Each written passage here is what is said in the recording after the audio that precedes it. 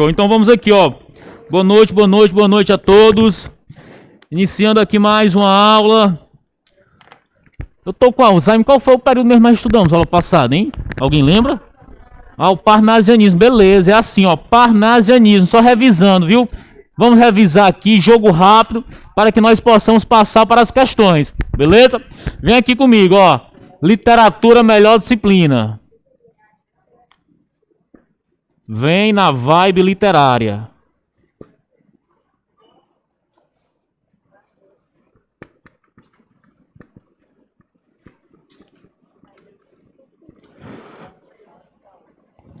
Estudamos o parnasianismo, só reforçando aqui os aspectos do parnasianismo. A arte pela arte.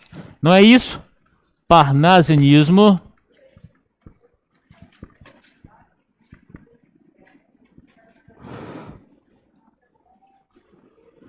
Parnasianismo que tem como tema a arte pela arte.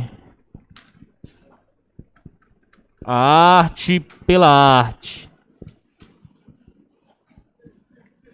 Show! Para gabaritar o Enem. Galerinha, quando foi que começou o parnasianismo aqui no Brasil? Alguém lembra? Brasil, que é o foco das nossas produções. Ó, no Brasil, Patrick, o parnasianismo iniciou quando foi em 2020? Não, professor, 2020 foi pandemia. No Brasil aqui, o parnasianismo iniciou quando? 1882, não é isso? 1882, qual foi a obra? Alguém lembra? A obra Fanfarras, Patrick. A obra Fanfarras.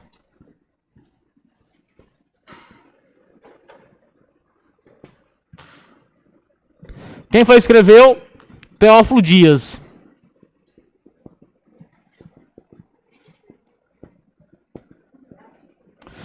Não é isso? Parnasianismo, arte pela arte. Show. Professor, daqui a pouquinho vamos estar respondendo algumas questões sobre o parnasianismo, para que você possa gabaritar lá a prova do Enem. Beleza?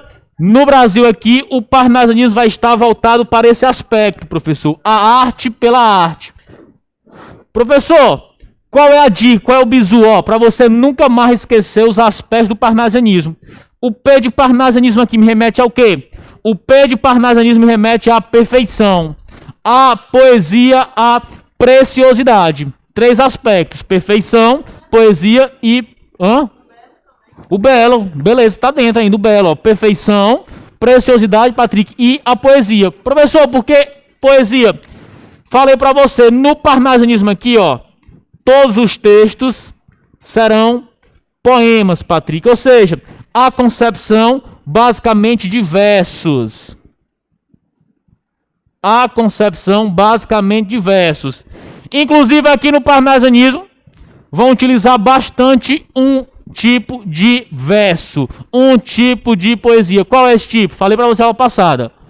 O soneto, não é isso, professor? O que é o soneto? O que é o soneto? Alguém lembra? Esqueceram ou não? Patrick, soneto, ó.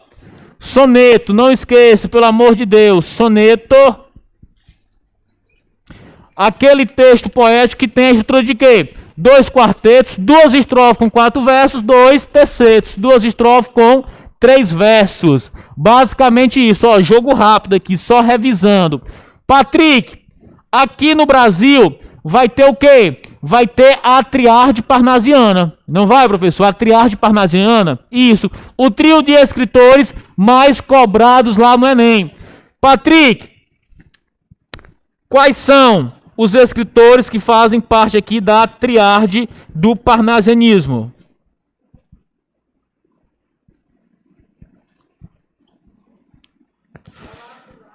Olavo Bilac, o príncipe dos poetas, não é isso? Ó, para não esquecer nunca mais. 3 escritores aí que fazem parte aqui do trio. Olavo Bilac, o príncipe dos poetas, não é isso, professor? Na sequência, quem é Olavo Bilac? Alberto o quê? Alberto de Oliveira.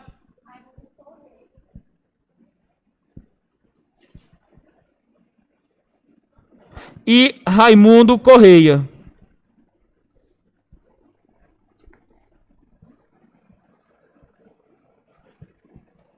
Professor, essa lista de questões que nós vamos responder agora Só tem questões do parnasianismo? Não. Eu quero ver aqui, ó. Quero ver se você está estudando. Eu quero ver se você está ligado. Tem algumas questões aí de outros períodos. Ah, sei lá. Já pensou se a terceira questão é do quinhentismo? Eu quero saber se você ainda lembra os aspectos do quinhentismo. Ah, sei lá. Já pensou se a 10ª questão aí é do arcadismo? Quero saber tudo isso. Beleza?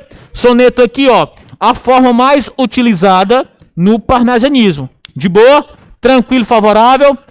Ó, outro detalhe que você precisa entender. Geralmente o Enem, ele vai pedir sempre a concepção do eu lírico. Professor, a concepção do eu lírico, sim.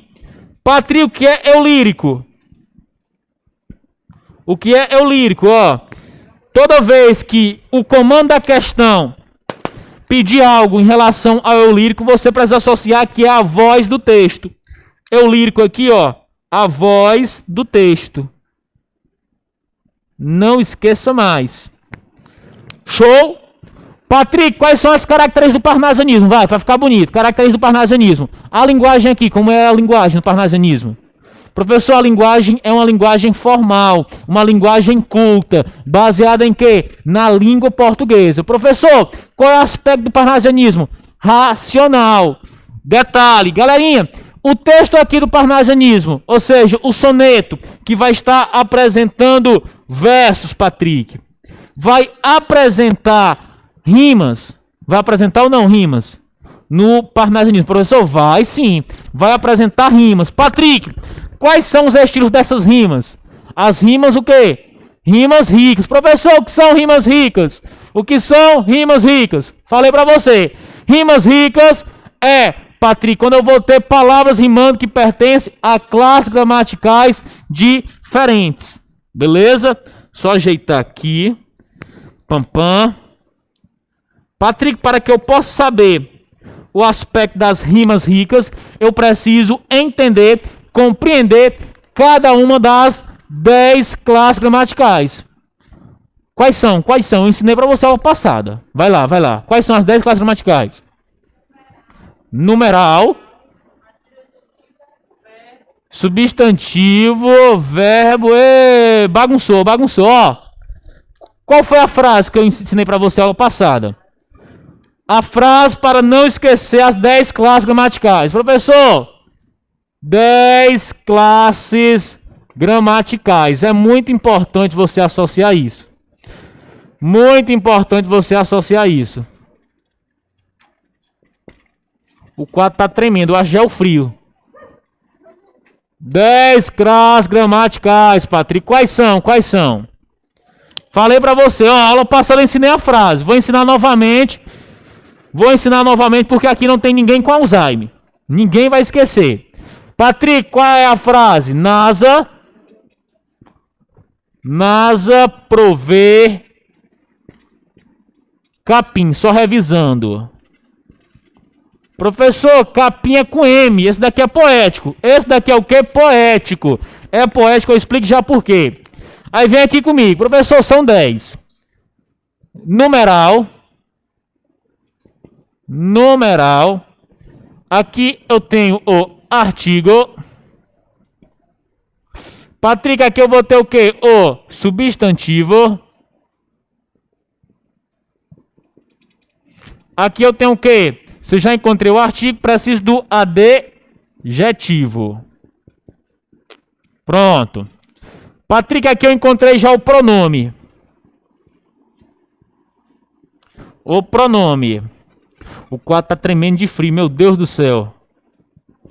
Patrick, na sequência eu tenho um verbo. Pan. São 10, né? 1, 2, 3, 4, 5, 6. Patrick, aqui eu encontrei o quê? A 6. Falei pra você aula passada. A 6 o quê? Variáveis. Ó, colocar o V aqui. 6 variáveis. Show. Professor, para 10 falta 4. 4 apenas. 4 classes gramaticais. Na sequência, vem comigo, ó. Eu tenho a conjunção. Conjunção. O advérbio. A preposição. preposição. E aqui, galera, o capinha poético para quê? Professor, o capinha aqui é poético para dar certo com a interjeição. Pronto, fechou. Interjeição. 1, 2, 3, 4. Professor, aqui são a 4 o quê? 4 invariáveis. Show. 10 classes gramaticais aqui, ó. Professor, por que eu tenho que aprender isso?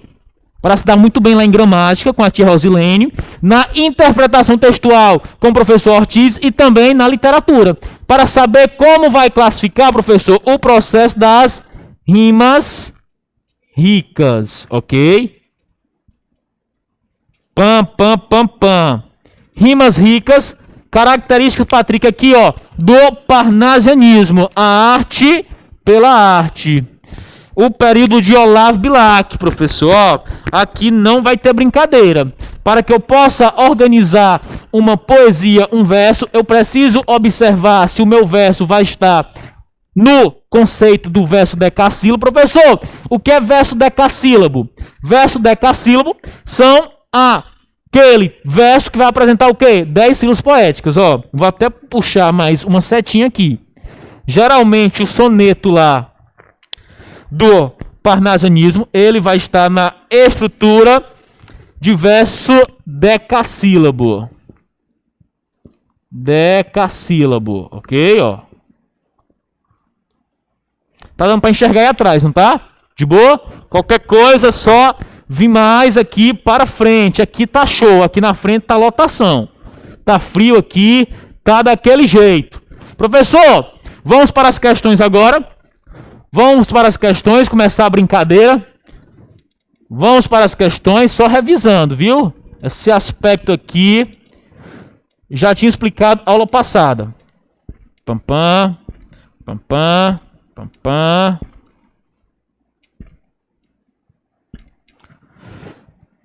Ok? Vou pegar aqui a lista. Lembrando que alguém, eu acho que já teve gente que já respondeu a lista aí, viu? Faz um tempinho que eu enviei a lista no grupo. Patrick, no total são quantas questões mesmo? No total aí são 12 questões. Eita, professor. 12 questões aqui, ó. Da melhor disciplina. A disciplina da traição. A disciplina do romantismo. Literatura. Pam, pam, pam, pam, pam, pam. Vai dar certo. Aí tem até um resumo, ó. Na lista, um resumo básico aí para que você possa associar. Tanto o contexto histórico, é o que você precisa estudar. Não esqueça, ó. Copiar novamente aqui. Contexto histórico. As características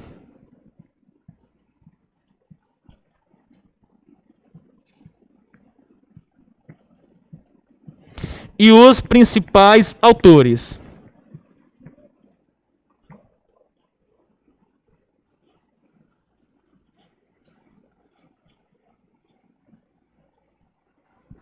Show! Tem um resumo aí, viu? Formando algumas concepções em relação à arte pela arte, ao parnasianismo. Patrick, valendo agora. Começando as questões. Primeira questão, professor, primeira questão vai estar apresentando um texto aqui do Raimundo. Raimundo Correia. Patrick, eu vou ler o texto, você não é doido? Como é que faz a questão? Você vai ler, primeiro o comando. Professor, que o comando da questão, que o enunciado vai estar pedindo. Vem aqui comigo. Coerente com a proposta parnasiana de cuidado formal e racionalidade na condução temática, o soneto, é um soneto. Patrick é um soneto? Se ele é um soneto, qual é a estrutura dele? 2 quartetos, 2 tercetos, show. Patrick é um soneto. Aí ele continua. O soneto de Raimundo Correia reflete sobre a forma como as emoções do indivíduo são julgadas em sociedade.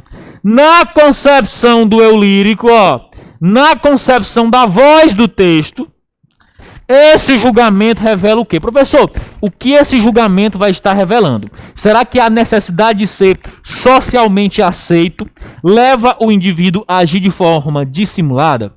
O sofrimento íntimo torna-se mais ameno quando compartilhado por um grupo social. A capacidade de perdoar e aceitar as diferenças neutraliza o sentimento de inveja. O instinto de solidariedade conduz o indivíduo a apiedar-se do próximo, ou a transfiguração da angústia em alegria é um artifício nocivo ao convívio social. Patrick, eu tenho que saber o quê? Na concepção do eu lírico, esse julgamento aqui perante as emoções vai estar revelando o quê? Aí você vai observar o texto, cada verso, ó. Mal secreto. Se a cólera que espuma, a dor que mora, na alma e destrói cada ilusão que nasce. Tudo que punge, tudo que devora. O coração no rosto estampasse. Se pudesse o espírito que chora, vê através da máscara da face, quanta gente, talvez que inveja agora, nos causa, então piedade nos causasse. Olha só, a resposta está aqui. Quanta gente que ri, talvez consigo, guarda um atroz, recondido inimigo, como invisível chaga cancerosa. Quanta gente que ri, talvez existe, cuja aventura única consiste em parecer aos outros venturosa. Professor, o julgamento aqui que o eu lírico vai estar destacando vai estar revelando o quê? Quem acha que a letra A, levanta a mão. Pã! Vi! Quem acha que a letra B, levanta a mão. Pã! Vi! Quem acha que a letra C, levanta a mão. Pã! Quem acha que a letra D? Pã! Quem acha que a letra E? Pã!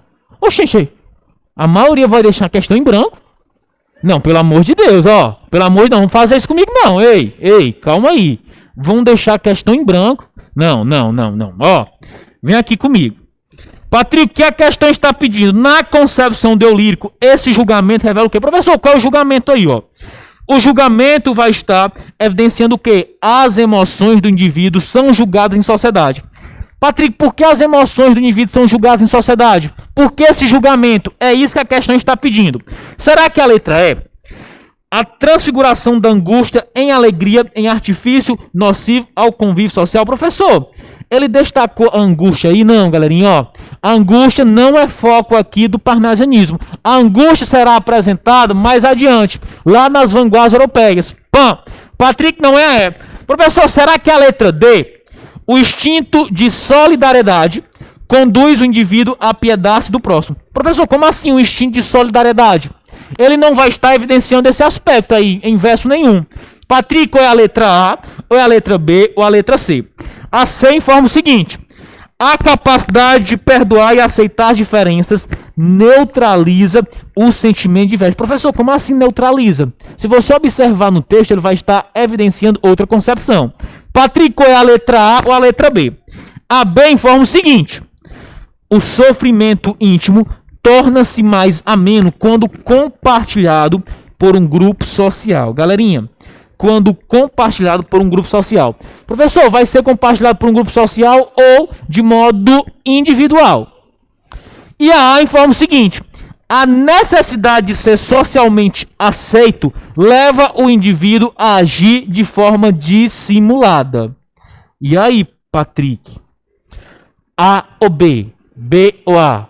A ou B? B ou A? Quem acha que é a letra A? Levanta a mão. Letra B.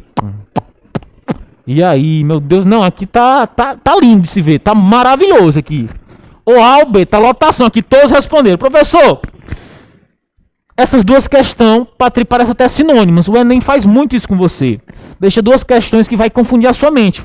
Você vai sempre marcar a questão mais completa. E aquela questão que vai estar deslizando em um detalhe é a questão errada. Vem aqui comigo, ó.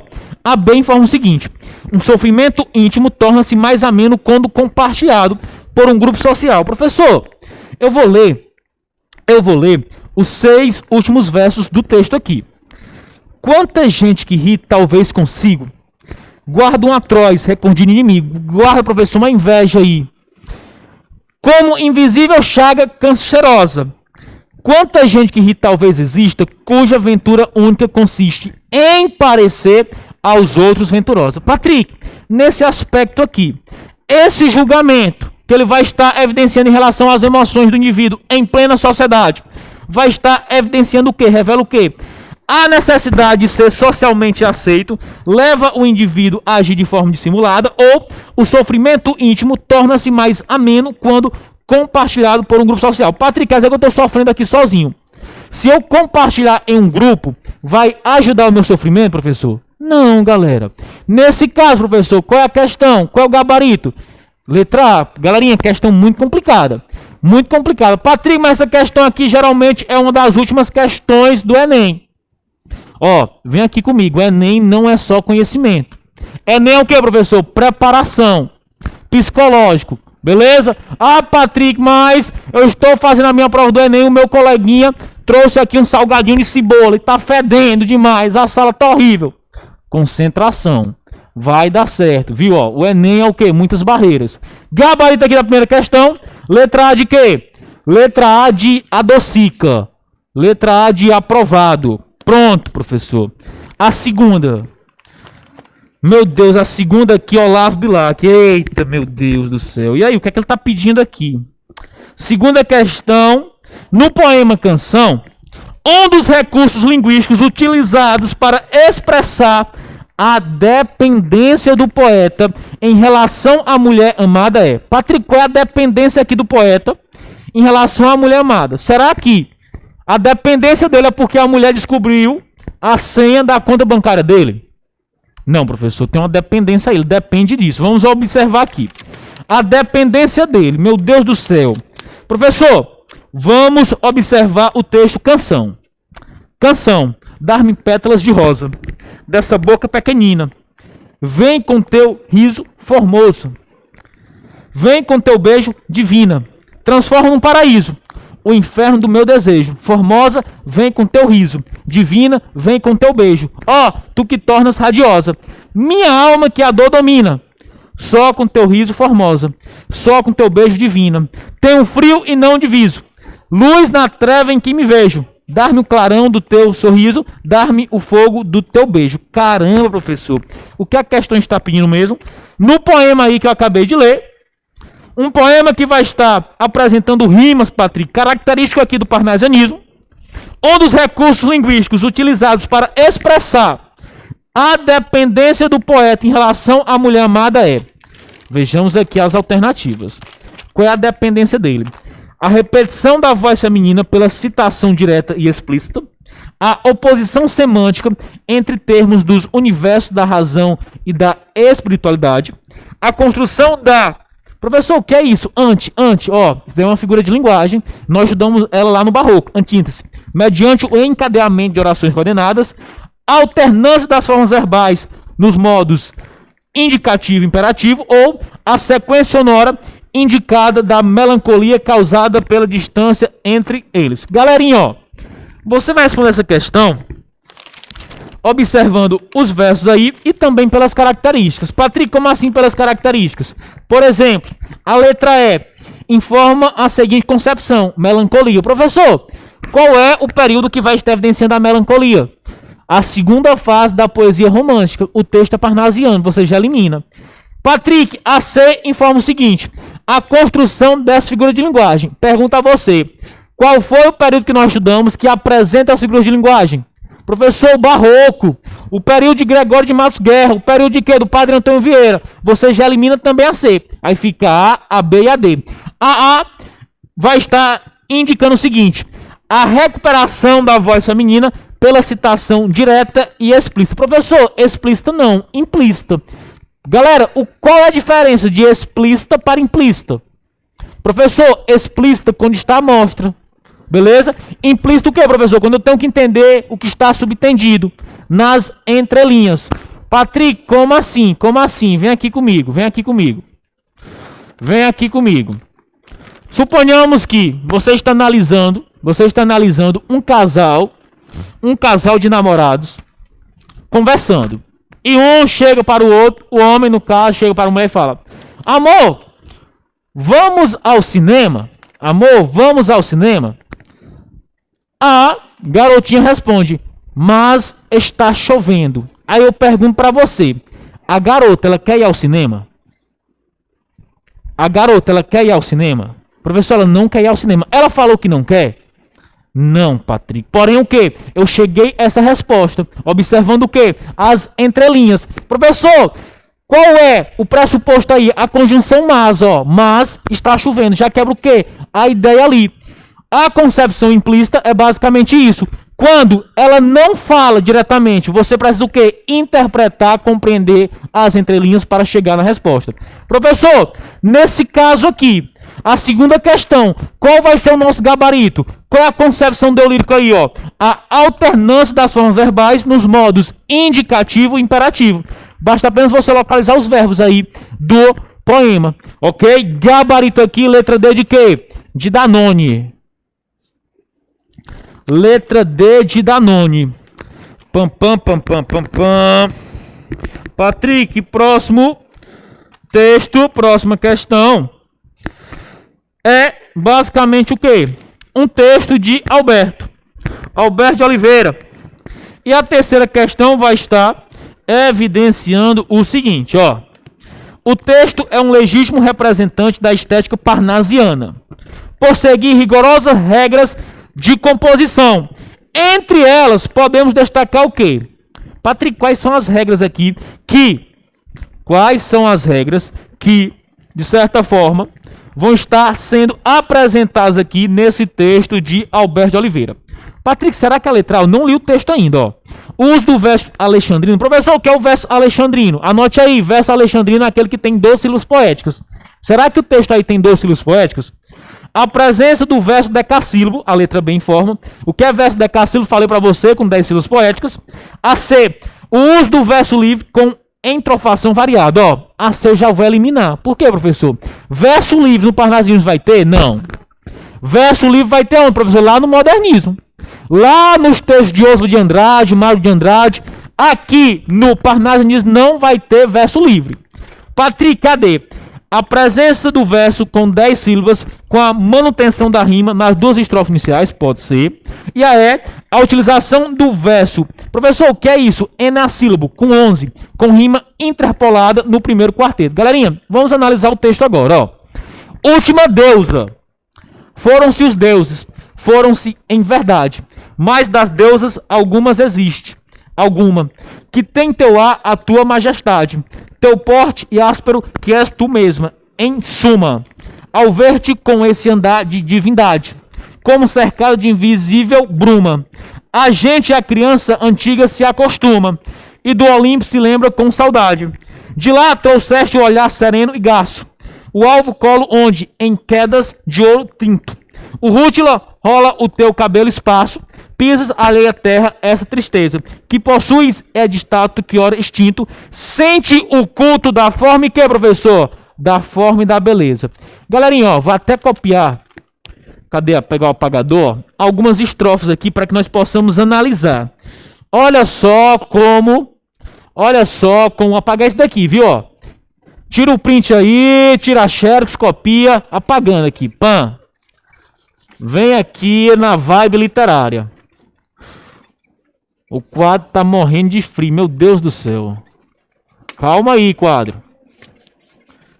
Patrick, ó, vamos analisar alguns versos aqui desse texto de um dos principais representantes do parnasianismo. Vem aqui comigo, ó. Última deusa. Professor, olha só como o texto é apresentado. Vou nem colocar o título, vou colocar apenas o verso, ó. Os versos iniciais. Foram-se os deuses.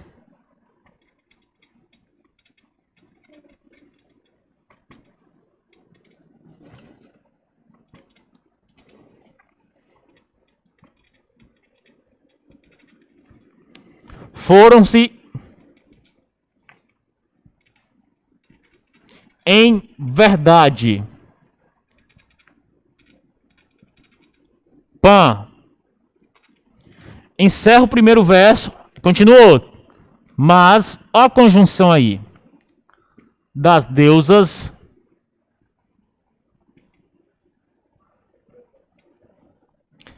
Algumas existe alguma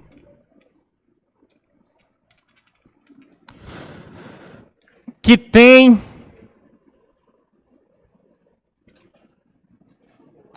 teu ar, a tua majestade,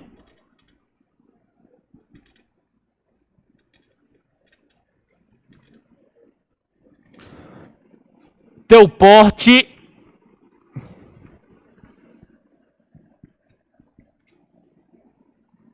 e aspecto.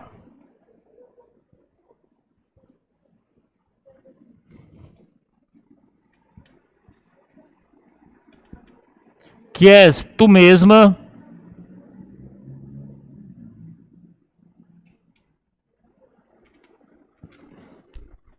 em suma. Preste atenção, copiar até aqui, ó. Preste atenção. Patrick, tem rimas aqui, só nesse verso. Professor, verdade aqui vai rimar com que palavra? Será que é com alguma, com suma ou com majestade? Professor, verdade rima com o quê? Com majestade, ó.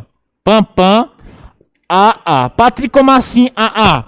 Ó, toda vez que você for analisar um verso e perceber que o verso tem rima, o primeiro som que você detectar no verso, você coloca a letra A. Detectou outro som diferente? Professor, verdade é alguma, é o mesmo som? Não, é outra rima. Aí você vai colocar o que? O B. Pam. E por aí vai. Professor, alguma rima com o quê? Com suma, ó. Pam. Ó a estrutura aqui. Detalhe, galerinha. Se você observar, cada verso aqui é o quê, professor? Cada verso aqui vai estar apresentando 10 sílabas poéticas. Cada verso aqui, professor, ó, é verso decassílabo. Patrick, encontrei a minha resposta. Encontrei a minha resposta. Cada verso aqui, ó, apresenta 10 sílabas poéticas. Professor, nesse caso, o texto é evidenciado aqui. Entre as regras destacadas pelo parnasianismo, nós podemos informar que o texto de Alberto de Oliveira vai estar evidenciando a presença do verso decassílabo com mudança de rima nos quartetos, ó.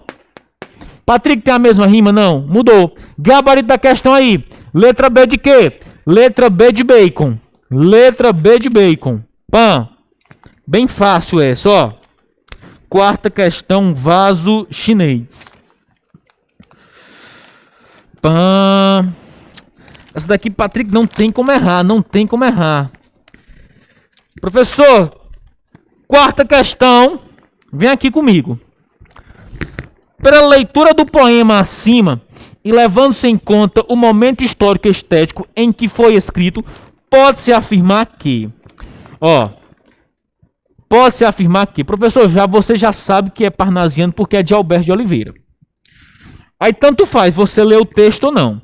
Tanto faz você ler o texto ou não. Essa é uma questão que não precisa você ler o texto.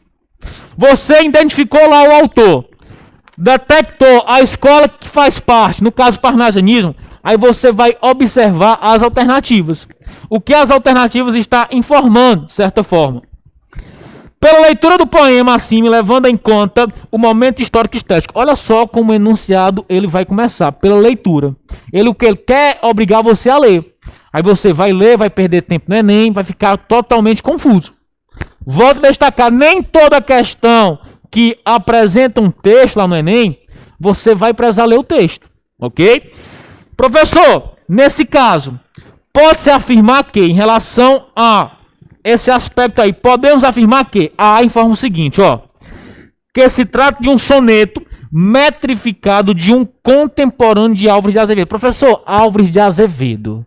Galerinha, Álvares de Azevedo, qual é a concepção? Galera, Álvares de Azevedo pertence a que escola? Ao romantismo. Professor, romantismo e parnasianismo é o quê? Oposição. Você já elimina. Álvares de Azevedo, pode até colocar na frente aí, ó.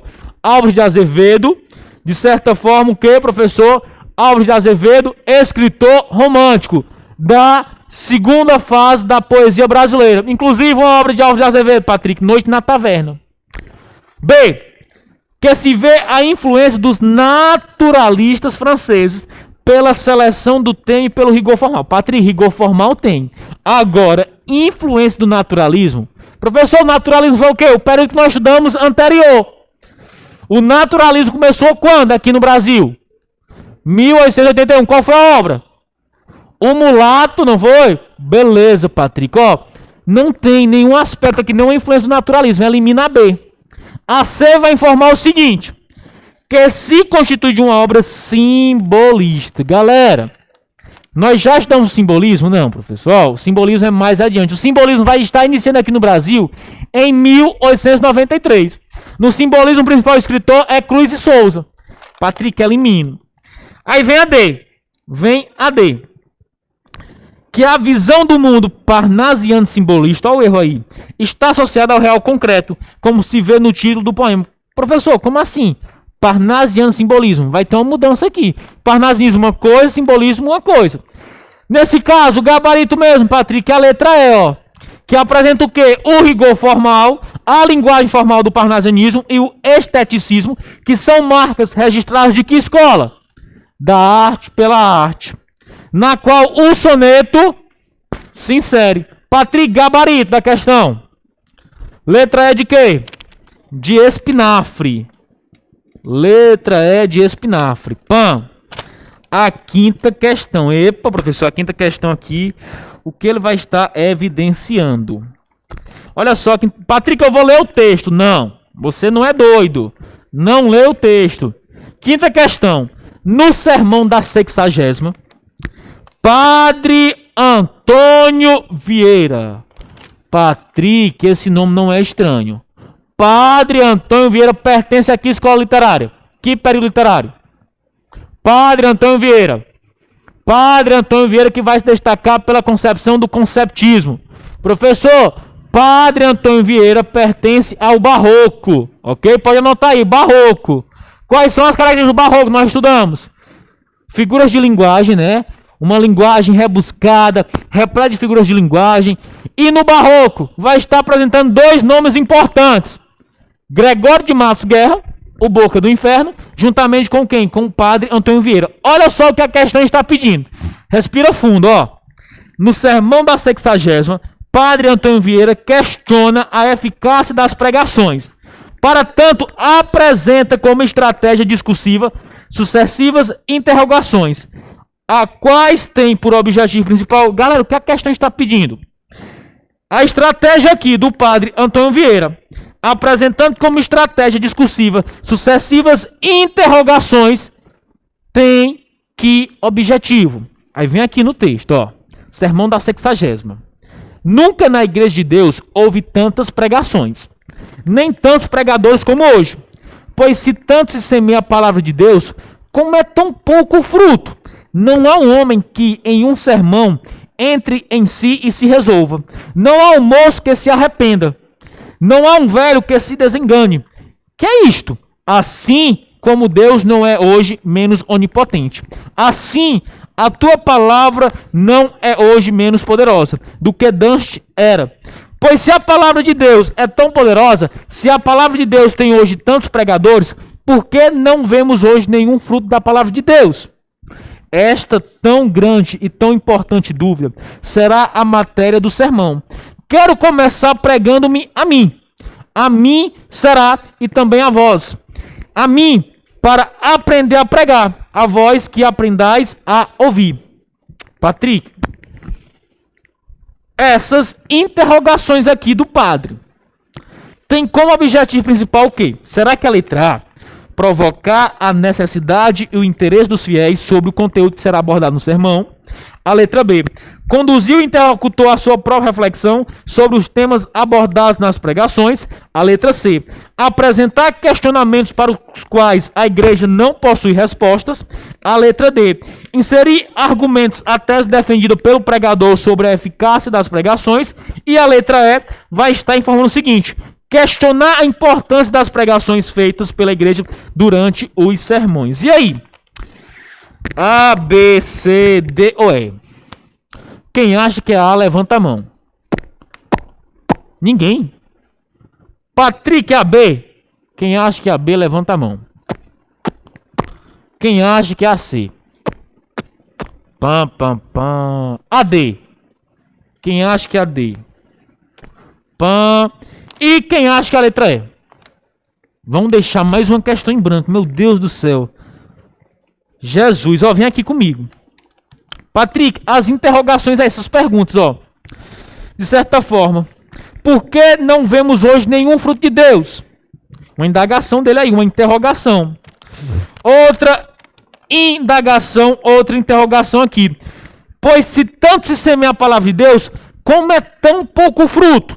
Professor, essas indagações aqui têm como objetivo principal, será que questionar a importância? Patrick, ele não quer apenas questionar, não. Ele quer o quê? Ele quer que o fiel ingresse nessa causa. Patrick, já eliminei a E, já eliminei de certa forma a D. Patrick, assim fala o seguinte: apresentar questionamentos para os quais a igreja não possui respostas. Como assim a igreja não possui respostas? Se ele faz parte da igreja, se ele evidenciar que a igreja não possui respostas, vai ser difícil convencer os fiéis. Patrick, ou a A ou a B? A B informa o seguinte: conduzir o interlocutor à sua própria reflexão sobre os temas abordados nas pregações. E a provocar a necessidade e o interesse dos fiéis sobre o conteúdo que será abordado no sermão. Vem aqui comigo, ó. No finalzinho. A resposta está aqui. Quero começar pregando a mim. A mim será. E também a vos. Ou seja, a mim para aprender a pregar e você o quê? Aprender a ouvir e a participar.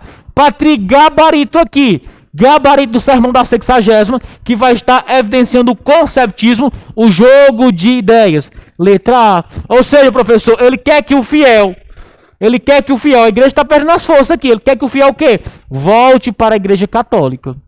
Professor, ele quer isso? Quer. A igreja católica está perdendo suas forças. O barroco aqui que nós estudamos. O barroco aconteceu no Brasil quando?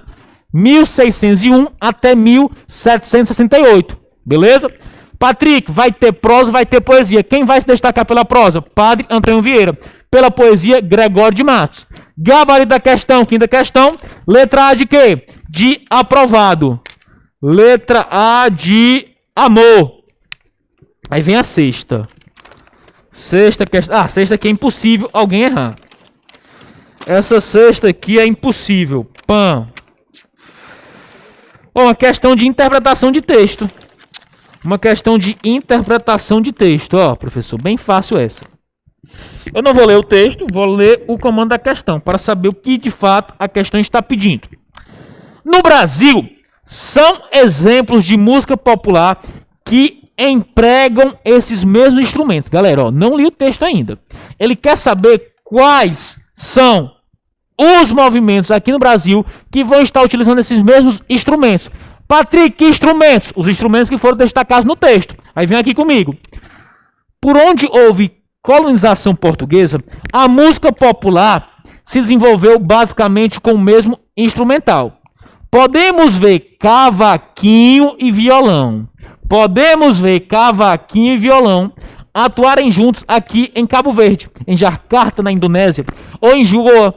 O caráter nostálgico, sentimental, é outro ponto comum da música das colônias portuguesas em todo o mundo.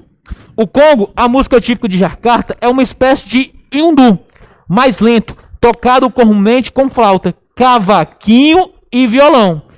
Em Goa não é muito diferente. De acordo com o texto de Henrique, grande parte da música popular desenvolvida nos países colonizados por Portugal compartilham um instrumental, destacando-se o cavaquinho e o violão. Professor, aqui no Brasil, quais são, em relação à música popular, os movimentos que vão estar se destacando o cavaquinho e o violão? Professor, será que é o shot, o frevo, o chula, siriri, carimbó, o baião, o maracatu, ciranda ou o choro e o samba? Quem acha que é a letra A, levanta a mão. Pã. Quem acha que é a letra A, levanta a mão. Oi, quem acha que é a letra B, levanta a mão. E aí? A letra C, quem acha que é a letra C? Pã. Quem acha que é a letra D? Quem acha que é a letra E? Quem acha que é a letra A, levanta a mão. Pã. Letra B de bacon. Letra C de Castelo Rá-Tim-Bum. Parabéns, a letra C, professor. Ou seja, o choro vai estar utilizando o cavaquinho aí, né? De certa forma, com o samba. E o violão também. Instrumentos o que, professor? Utilizados lá na colonização portuguesa, que até hoje estão presentes aqui na nossa cultura. Gabarito da questão aí. Letra C de quê? Letra C de Castelo Rá-Tim-Bum. Questão fácil essa, não é? Se cair uma questão dessa no Enem, você não pode nem pensar em errar. Aí vem a questão de número 7. Meu Deus, professor. Meu Deus, ó. Patrick Gregório de Matos. Eu falei sobre ele aqui no Parnasianismo. Professor Gregório de Matos é que período? Barroco, ok. Barroco com a poesia. A poesia de Gregório de Matos Guerra vai ser dividida em quantas concepções? 3 concepções. A poesia lírica amorosa, a poesia sacra, religiosa e a poesia o quê? Satírica, que ele vai estar apresentando críticas. Aqui tem um texto dele. E o comando da questão vai destacar o seguinte: analisando o poema à luz do contexto histórico do Barroco no século XVII, é correto afirmar que... Professor, o que Gregório de Matos Guerra está destacando aqui? É correto afirmar que... Vem comigo, ó. Triste Bahia de Gregório de Matos. Triste Bahia. O cão dessemelhante. Estás e eu estou do nosso antigo estado. Pobre te vejo a ti, tu a mim empenhado. Rica te vi eu já, tu a mim abundante. A ti troco-te a máquina mercante, que em tua larga barra tem entrado. A mim foi me trocando e tem trocado. Tanto negócio e tanto negociante. Deixe em dar tanto açúcar excelente pelas drogas inúteis que abelhuda, simples aceito do sagaz bruxote. Ou se quiser a Deus, que de repente, um dia, amanhecerás tão sisuda, que fora de algodão o teu capote. Professor, ó, o que Gregório de Matos Guerra está destacando aí? Ele está inconformado. A Bahia era rica, a Bahia era uma maravilha. Patrick, o que aconteceu com a Bahia? Portugal chegou. Portugal chegou e está levando o capote, está levando o açúcar, ou seja, está instalando o que? Drogas aqui. Drogas que não tem nenhuma utilidade. Essa é a indagação aqui do Boca do Inferno. Aí vem comigo. Analisando o poema à luz do contexto histórico do Barroco, no século XVII, é correto afirmar que a tematiza a questão religiosa. Patrick, a questão religiosa? Como assim? Ele cita Deus aí, ó, mas o foco, professor, não é esse aspecto religioso, ok? Então você já elimina A. Não está correto. Tematiza a questão religiosa a partir da constatação da decadência na cidade da Bahia. Não. O foco aí não é o aspecto religioso. Vem a B. O eu poético usa um tom satírico para criticar o comportamento das classes sociais menos favorecidas da Bahia. Professor, como assim? Das classes sociais menos favorecidas na Bahia. Ele não está criticando, galerinha, a população da Bahia. Ele está criticando quem? As pessoas que vêm de fora, ou seja, de Portugal, estão acabando com o estado da Bahia. Ok? Associa isso, elimina a B. Patrick A.C. informa o seguinte: o sujeito lírico problematiza a exploração das riquezas da Bahia, comparando a decadência da cidade com a sua própria decadência. Patrick, exatamente. Ou seja, quanto mais a Bahia ficar pobre, mais o sentimento de Gregório de Matos Guerra vai o quê? A miséria. Patrick não vai se... não. Pois não vai estar evidenciando o caráter iluminista desse movimento. Lembrando que o iluminismo foi evidenciado lá no arcadismo. A expressão máquina mercante refere-se à influência dos produtores de café na economia baiana. Patrick, ele nem citou aqui de certa forma café, ele citou açúcar. Então, gabarito mesmo da sétima questão. Letra C de quê? De casa. Aí vem a oitava questão. Professor, ó, outro sermão aqui do padre Antônio Vieira. Patrick, padre Antônio Vieira, mesma concepção do Barroco. Padre Antônio Vieira, mesma concepção do Barroco. Ó, cuidado para não confundir o padre Antônio Vieira. Cuidado para não confundir o padre Antônio Vieira com os padres lá do quinhentismo que nós estudamos. Ok? Cuidado. Quais foram os padres que nós estudamos lá no quinhentismo? Alguém lembra? Quais foram? Pan. Padre Marcelo Rossi? Não, Patrick. Padre Fábio de Mello? Não, professor. Padre Zezinho? Não, professor. Qual foram os padres? Padre José de Anchieta, juntamente com quem? Com o padre Manuel da Nóbrega. Estão lembrados do quinhentismo, onde tu iniciou? 1500, a carta de Peru Vaz de Caminha. Ó, revise tudo, é importante. Meu amigo, ó, vem comigo. Em relação ao estilo empregado por Vieira, nesse trecho podemos afirmar que... Patrick, olha só, o sermão do bom ladrão aí. Basta, Senhor, que eu, porque roubo em uma barca, sou ladrão, e vós, porque roubais em uma armada, sois imperador? Assim é. O roubar pouco é culpa. O roubar muito é grandeza. O roubar com pouco poder faz os piratas. O roubar com muito os Alexandres. O ladrão que furta para comer não vai nem levar ao inferno. Os que não só vão, mas que levam de que eu trato são os outros. Ladrões de maior calibre e da mais alta esfera. Os outros ladrões roubam um homem. Estes roubam cidades e reinos. Os outros furtam debaixo de seu risco. Estes sem temor nem perigo. Os outros se furtam, são enforcados. Estes furtam e enforcam. Patrick, em relação ao estilo empregado aqui pelo padre Antônio Vieira nesse trecho, podemos afirmar que o autor recorre ao cultismo da linguagem com o intuito de convencer o ouvinte e por isso cria um jogo de imagem. Galerinha, cultismo aí tá certo? Professor, o que é isso? Cultismo é o jogo de quê? Jogo de palavras. Patrick, quem utilizava muito cultismo aqui no Barroco? Gregório de Matos Guerra. Não é o foco aí do padre, ó. Circula aí. Cultismo é o foco de Gregório de Matos Guerra. AB. Vieira recorre ao preciosismo da linguagem. Isto é, através de fatos corriqueiros, cotidianos, procura converter o ouvinte. Galerinha, através de fatos corriqueiros, cotidianos, procura converter o ouvinte. Galera, ele não quer converter aí. De certa forma, ele está o quê? Apresentando uma mensagem. Ou seja, Patrick, qual é a concepção correta aqui, ó? Esse sermão do padre Antônio Vieira vai estar baseado no jogo de ideias, professor. Professor, o que é jogo de ideias? Conceptismo. Ou seja, padre Antônio Vieira emprega principalmente o conceptismo. Ou seja, o predomínio das ideias, da lógica, do raciocínio. Patrick, vai direto ao ponto, sem enrolar. Patrick, porque não pode ser AD nem AE? AD informa o seguinte: o pregador procura ensinar preceitos religiosos ao ouvinte, o que era prática comum entre os escritores góticos. Galerinha, essa concepção de ensinamento, nós vimos onde? Professor, essa concepção de ensinamento nós vimos lá no quinhentismo.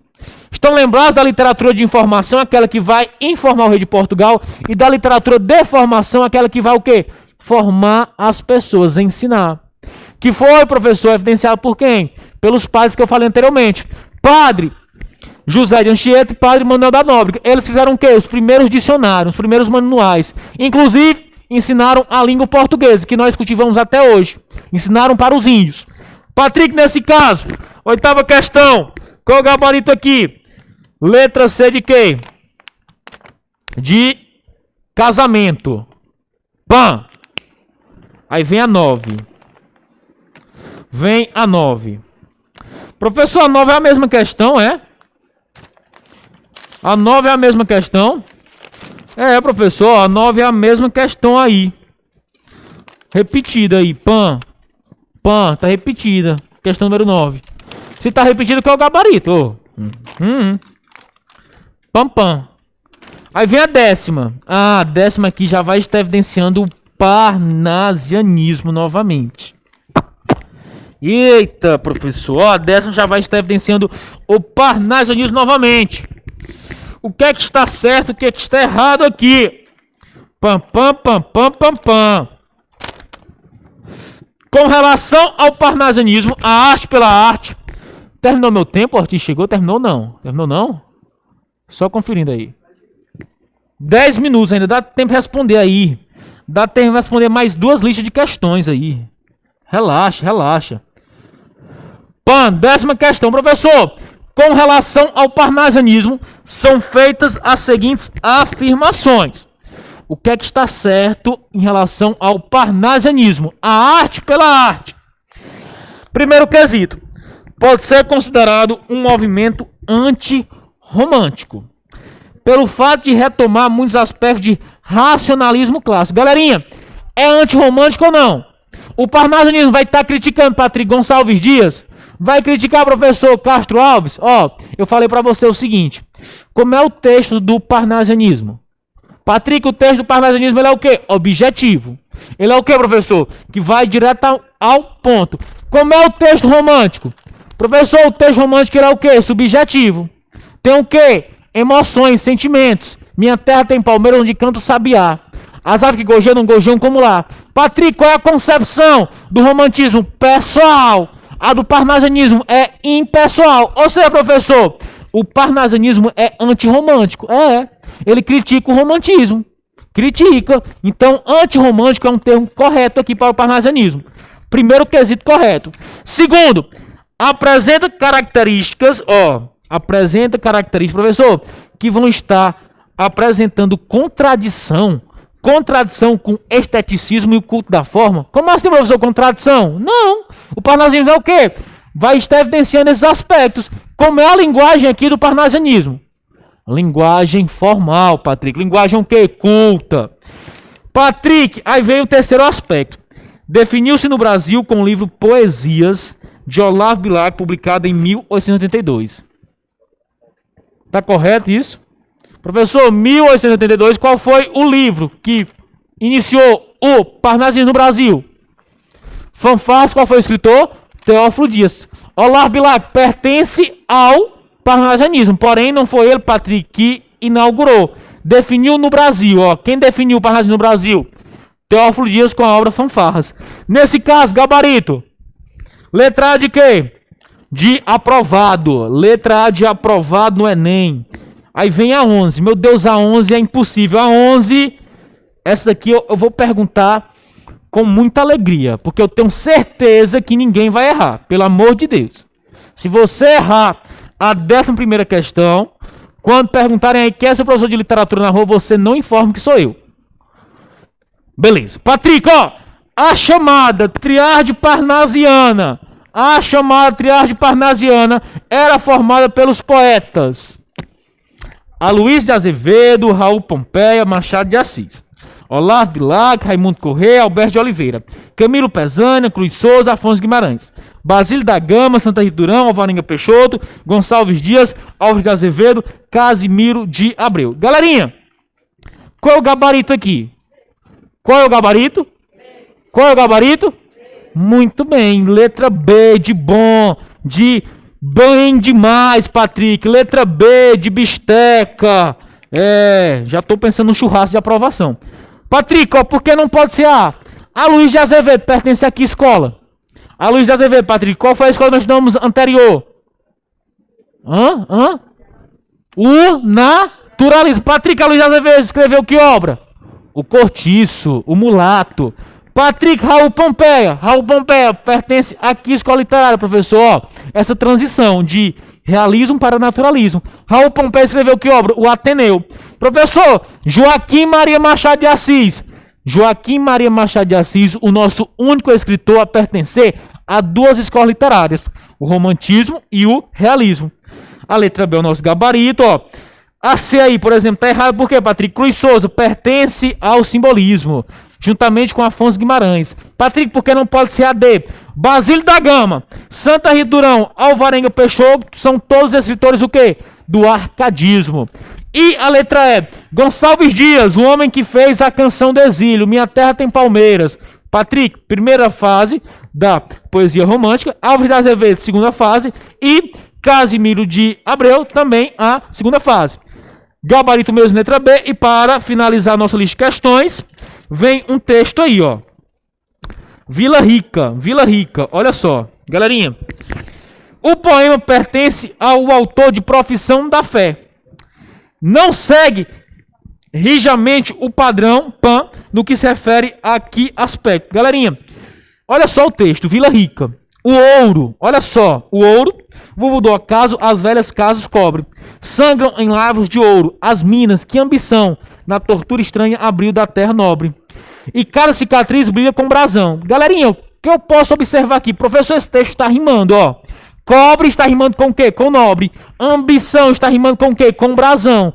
Patrick, ó, mesma pegada aqui, ó. Pam, pam, pam. Professor, esse é um estilo de texto o quê? De texto do parnasianismo. Patrick, do parnasianismo, pois, se você observar, ele vai estar evidenciando o padrão formal aí, professor, no que se refere ao quê? A alienação dos problemas sociais. Gabarito da questão. Letra C de carne de sol. Pam, pam. Próxima aula, professor. Do parnasianismo, nós vamos para onde? Do parnasianismo. Professor do parnasianismo, nós vamos ingressar, Patrick, no simbolismo. Vamos estar estudando aí o texto e o aspecto musical. Todos esses aspectos. Próxima aula, né? Que meu tempo aí já, acredito que acabou. Acabou, Ortiz aí já está no aquecimento, né? Pronto, agradeço mais uma vez a participação de todos. Próxima terça-feira, se Deus quiser, tem mais literatura e é isso. Até a próxima, valeu, valeu, valeu. Show de bola!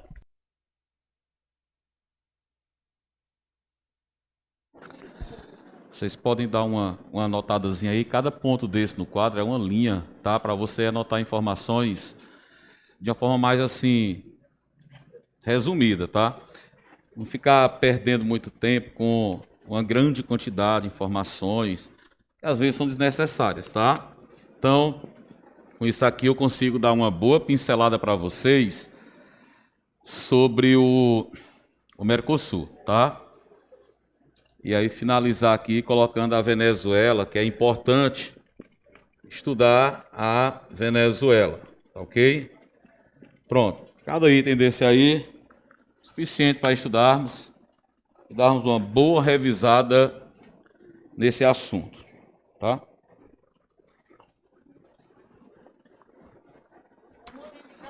É, uma linhazinha aí para cada informação. É bem rápido, jogo rápido.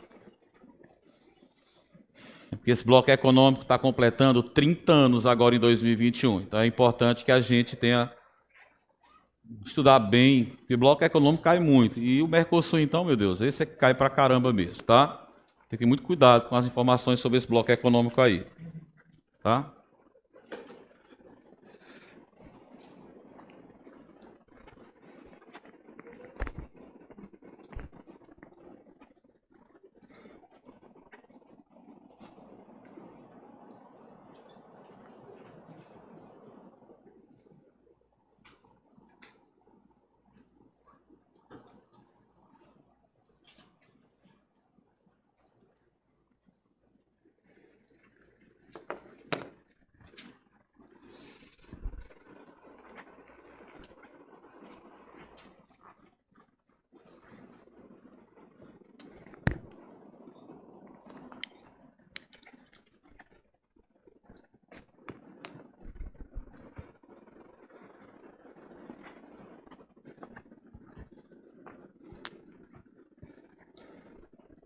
Então, para você assim que gosta mais de ser específico, eu vou começar aqui, tá? Olhe bem. O Mercosul é um dos maiores blocos econômicos do mundo. Ele foi criado no ano de 1991. Está completando 30 anos agora, tá? Nós estamos vivenciando os 30 anos de criação desse grande bloco econômico da qual o Brasil é membro, tá? Então, no ano de 1991, foi assinado um documento, em 1991, chamado Tratado de Assunção, tá? O documento chamava-se Tratado de Assunção. Assunção aqui é a capital paraguaia, tá ok? O Mercosul começa a se concretizar no ano de 1991 pelo Tratado de Assunção, assinado naquela época por 4 países. Daqui a pouco nós vamos saber quais foram eles e qual é a nomenclatura dada a cada país desse aqui dentro do Mercosul, tá? Pessoal, quando esse bloco econômico foi criado, ele era o que nós chamamos de ZLC, tá? Era um bloco econômico numa fase conhecida como Zona de Livre Comércio, tá legal? Ele foi criado como sendo uma zona de livre comércio. Professor, o que é uma zona de livre comércio? Eu nunca ouvi falar disso aí. Eu estava vendo aí num caderno, eu não consegui entender direito. Veja só. Qualquer país do mundo que queira vender produto dentro do mercado consumidor de outro país, vai ser obrigado a pagar imposto. Se a Alemanha quer vender carros ou remédios aqui dentro do Brasil, ela vai ter que pagar imposto. Um valor X em cima dessa mercadoria. Se nós quisermos vender lá nos Estados Unidos, no Japão, em qualquer lugar do mundo, vamos pagar imposto para a nossa mercadoria ser vendida lá. Vamos pagar imposto para eles, tá legal? Quando um país está dentro de um bloco econômico, na categoria de zona de livre comércio, todos os países que estão dentro daquele bloco econômico fazem uma lista de produtos que eles estão dispostos a negociar entre os membros do bloco econômico sem pagar imposto. Isso é bom, pessoal, porque uma das coisas que mais encarece o preço final de um produto é a cobrança de impostos. Então, no momento que essas nações celebram um acordo para que haja negociação, venda e compra de mercadorias entre eles, sem pagamento de impostos, eu digo que se formou uma zona ou área de livre comércio. Comércio livre de quê? Da cobrança de impostos. Foi claro aí na explicação para vocês? Isso quer dizer que os países que criaram o Mercosul, cada um deles disse, eu estou disposto a não cobrar impostos sobre essas mercadorias que vocês quiserem vender aqui dentro. Aí a Argentina foi e colocou uma relação bem grande de produtos. O Brasil, quem quiser vender tais produtos aqui dentro, também não paga imposto. O Uruguai e o Paraguai fizeram a mesma coisa. Então foi feita uma lista gigante, com vários produtos, que eles poderiam negociar entre eles sem a cobrança de impostos. Isso é bom. Para eu que vou comprar é bom, sabe por quê? Porque a mercadoria vai estar mais barata. E para eu que vendo, é legal. Se o produto está mais barato, eu vou encontrar a maior quantidade de consumidores. Então, a quantidade maior de pessoas vai adquirir o meu produto. Então, é bom para quem vende, é bom para quem compra. Isso fortalece os laços comerciais entre os países que fazem parte de uma zona de livre comércio. Entendeu a situação? Agora, não cobrança desses impostos sobre essas mercadorias só vale quando a negociação acontecer entre aqueles países. Se for negociado com um país que não faz parte da zona de livre comércio, volta a pagar imposto do mesmo jeito. Você está entendendo? Beleza. Vamos lá. Então, em 1995, o Mercosul passou por uma mudança, tá legal?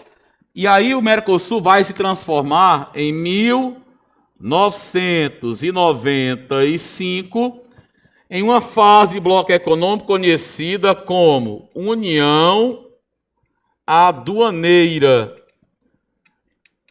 Que nome estranho, né? A União Aduaneira. Pessoal, o que é que significa isso? União Aduaneira. Vamos já explicar com calma o que é que significa essa união aduaneira, tá? Alguns alunos têm um pouquinho de dificuldade em entender o que é a união aduaneira. Então, eu vou ter muito cuidado de explicar devagar, para que você entenda bem. Veja só, tá?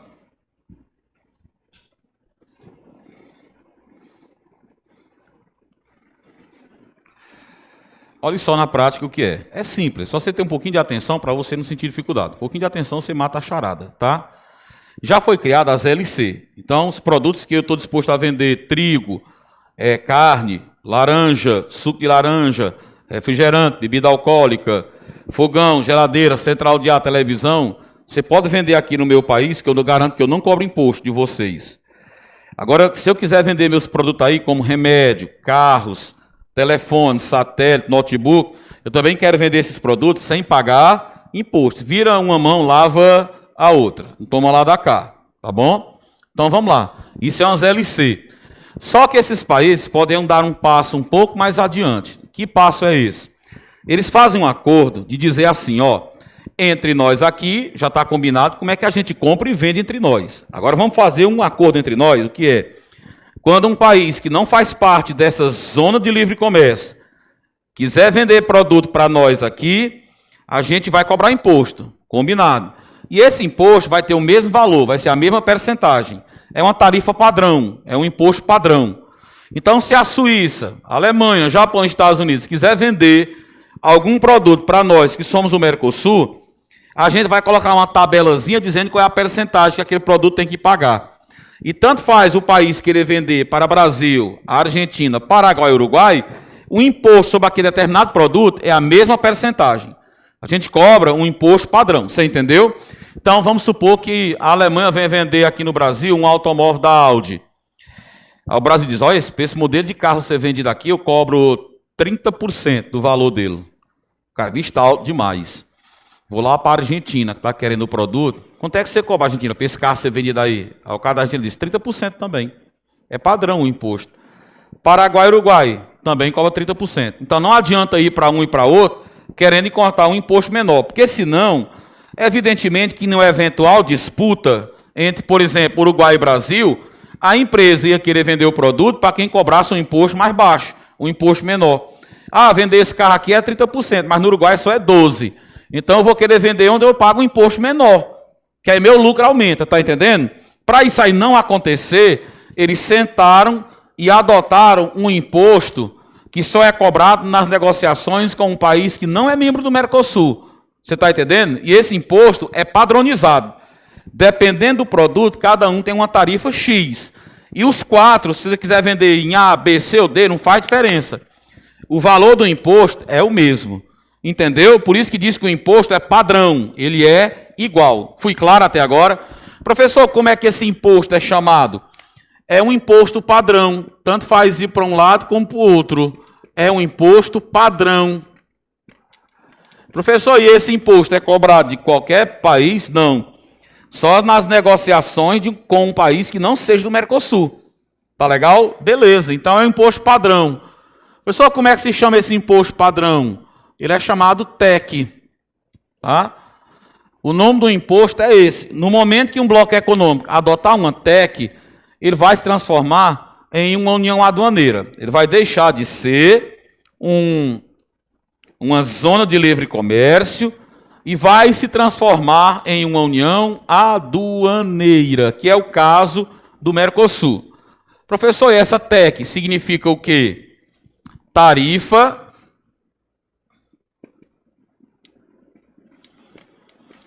aqui é imposto, né? É tarifa externa.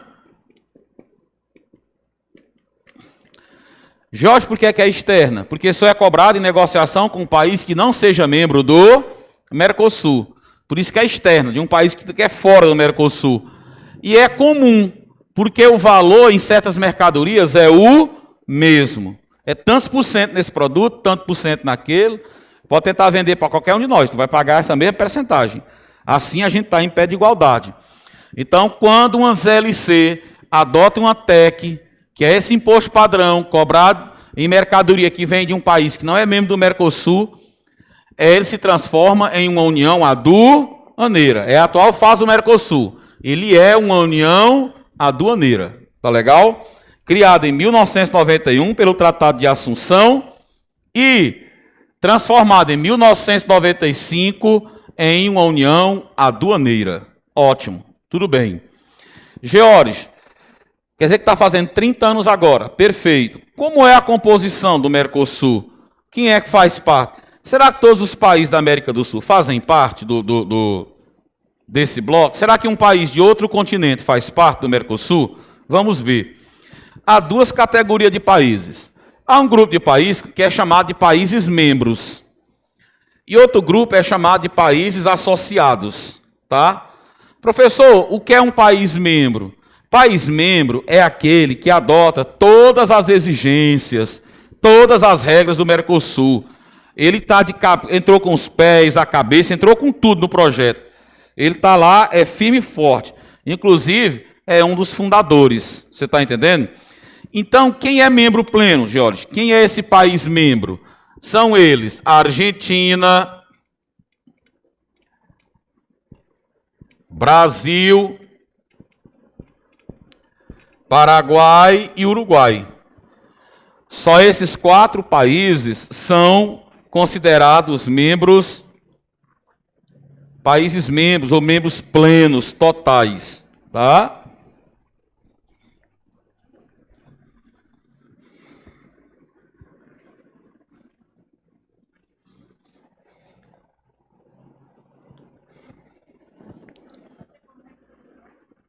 Argentina, Brasil, Paraguai e Uruguai. A siglazinha dos 4. Tá?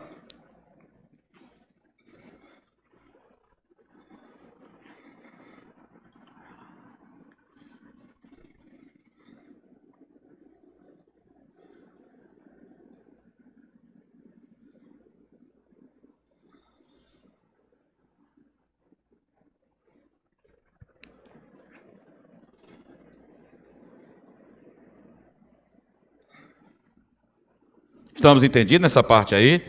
Professor, qual é a outra diferença dos países membros? É porque país membro, ele tem direito de voto nas reuniões, ele tem direito de votar e tem direito de recusar. Recusar é o mesmo que vetar, proibir.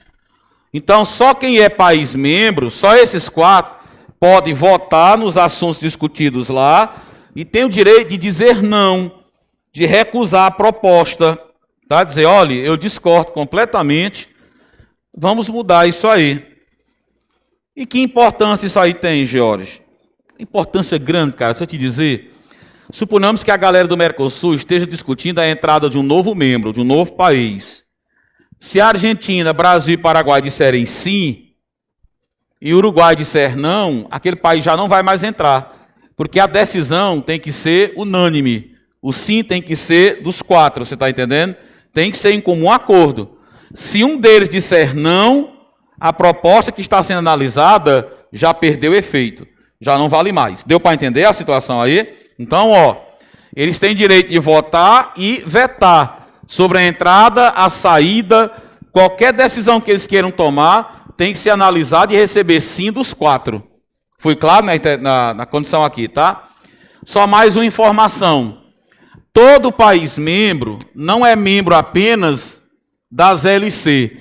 Todo país membro adota a TEC, tá bom? Todos os países membros, eles são adotantes da tarifa externa comum, tá? Ou seja, eles fazem parte da União Aduaneira, tá bom? Eles fazem parte da União Aduaneira, eles têm direito de votar e vetar. São eles, Argentina, Brasil, Paraguai e Uruguai, tá bom?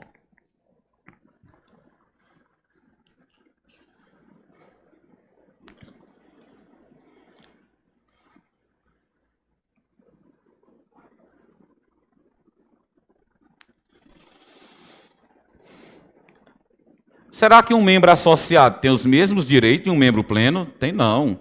Ele é bem menos importante, tá bom? Então, professor, o que é um membro associado?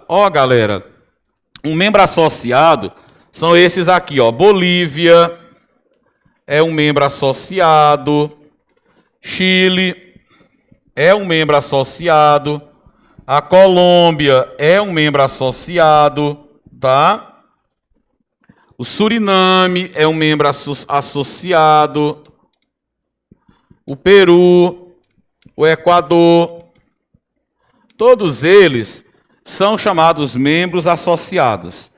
Você está vendo que eu não toquei o nome da Venezuela nenhuma vez, você viu? É porque vai ter que trabalhar ela em particular. Bolívia, Chile, Colômbia, Suriname, Peru e Equador são países chamados de associados. São 6 os associados, tá? Professor,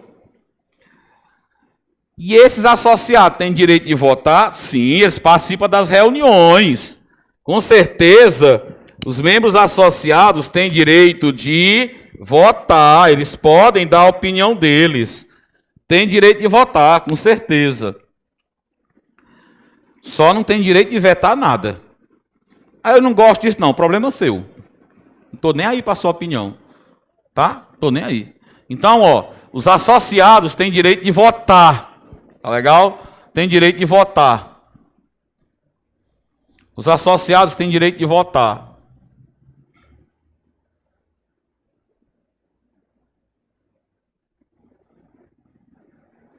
Os associados têm o direito de votar, vetar não. Só tem direito de participar das reuniões e opinar. Tá? Ó, minha opinião é essa, tá aqui. Ok. Votar. Tá? E para encerrar essa parte aqui, professor, eles fazem parte da União Aduaneira? Não. Eles só fazem parte da zona de livre comércio. Isso quer dizer que eles podem negociar com outros países em condições do jeito que eles quiserem. Ah, se quer negociar com um país que não é membro do Mercosul, faça do jeito que você quiser. Só é obrigado a seguir as regras do Tratado de Assunção, totalmente, na plenitude, aqueles que forem considerados países membros. Inclusive também são fundadores os países membros. São fundadores, tá? Vocês podem negociar com os outros aí do jeito que vocês quiserem. Então quer dizer que país membro faz parte da União Aduaneira e que os países associados só fazem parte, eles fazem parte da famosa zona de livre comércio. Da zona de livre comércio. Essa é a forma de analisar e separar os dois grupos de países membros aí do Mercosul.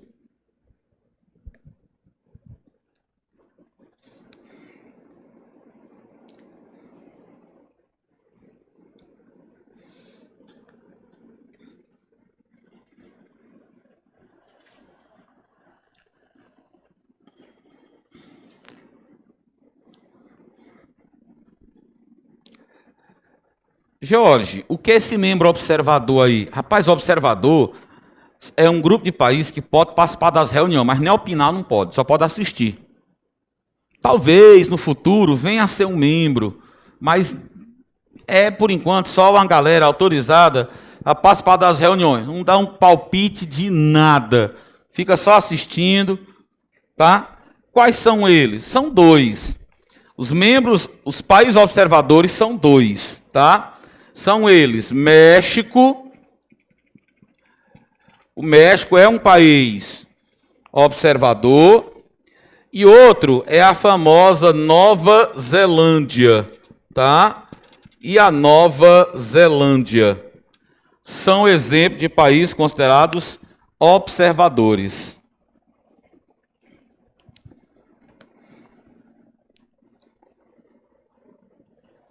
Países observadores, México e Nova Zelândia.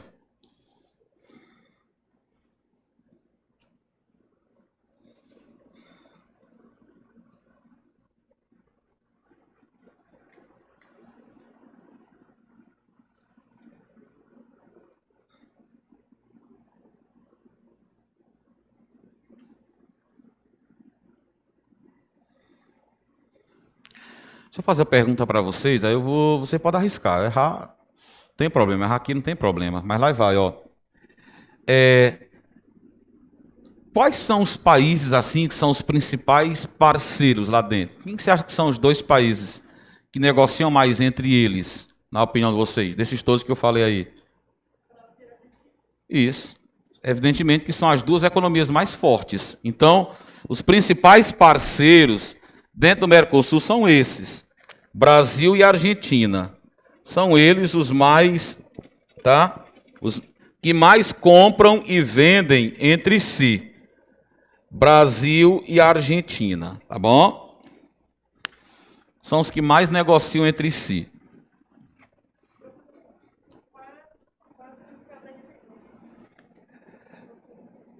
É Mercado Comum do Sul, tá? Mercado Comum do Sul.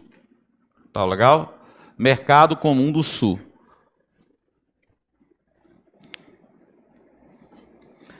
Aí agora a gente vai ver um país que virou, assim, sei lá, é um problema grave assim, dentro do Mercosul, tá? Vamos entender a sua situação, tá ok? Venezuela, que tanto chama a atenção do mundo aí, particularmente de nós brasileiros. Por que é importante? São que horas? 9 horas, é? Falta 2 minutos para 9? Certo. Vamos lá.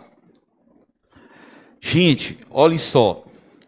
Vamos entender a situação da Venezuela e ver realmente a que ponto um país desse chegou. Então acredita que houve um período que a Venezuela chegou a ser o 4º país mais rico do mundo. Nos anos 60, nos anos 50, a Venezuela chegou a ser o 4º PIB do planeta. Hoje é o país que tem a maior inflação do mundo. A galera está comendo lixo. Está comendo carne de cachorro, porque não tem comida. Já tem denúncia de prática até de canibalismo. Comendo carne humana. Que a situação, em média, cada venezuelano, se fizer um aparato geral, né? Tem gente que não passou por isso. Mas se tu buscar uma média da Venezuela, cada venezuelano perdeu em um ano 8,7 kg. Em média, perdeu 8,7 kg em um ano. Foi a média, tamanha fome que existe dentro da Venezuela. Cada uma ditadura louca, tá? Pois bem, como é a situação da Venezuela em relação ao Mercosul? A Venezuela era um membro associado, mas conseguiu entrar no Mercosul e se tornou um país membro, um membro pleno, você está entendendo? Então ela saiu da zona de livre comércio, passou a adotar a TEC e começou a fazer parte da União Aduaneira, como nós vimos até agora. Um membro pleno, que adota tudo dentro do Mercosul. Tá? Era o sonho da Venezuela. Como é que a Venezuela entrou no Mercosul? Foi Madinha Dilma.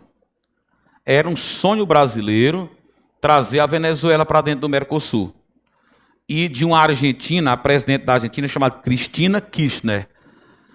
É porque, no tempo que o Brasil e a Argentina queriam a Venezuela dentro do Mercosul, a América do Sul estava vivendo uma epidemia de governo de esquerda no poder. Você está entendendo? Era Evo Morales na Bolívia, Dilma no Brasil, tá? Rafael Correa no Equador, Hugo Chávez na Venezuela, Cristina Kirchner na Argentina. Era uma porrada de partido de esquerda. Então, por questão de ideologia e não por economia, não por a questão econômica, mas por questão de ideologia de esquerda, Dilma se junta com a presidente da Argentina e convidou a Venezuela para entrar no Mercosul. Estamos entendidos? Foi em 2006, a Venezuela deu início à sua caminhada para virar um membro do Mercosul. Não é da noite para o dia, demora. Demorou 6 anos para que a Venezuela se tornasse um membro pleno do Mercosul. 6 anos. Professor, e como é que isso acontece? É porque quem vota sim ou não é o parlamento, é o Congresso de cada país. Então o Congresso da Argentina disse sim. O Congresso brasileiro disse sim. O Congresso do Uruguai disse sim. Quando chegou a vez do Paraguai, o presidente disse, não, eu já vou dizer desde já que eu voto não. Eu não aceito a Venezuela no Mercosul, eu não quero a Venezuela aqui. Isso quer dizer, a Venezuela podia entrar? Não, que eu disse a você que o voto tinha que ser unânime, você está entendendo? Bastava um dizer não, que a Venezuela já não entraria no Mercosul. E o não vinha de onde? Do Paraguai.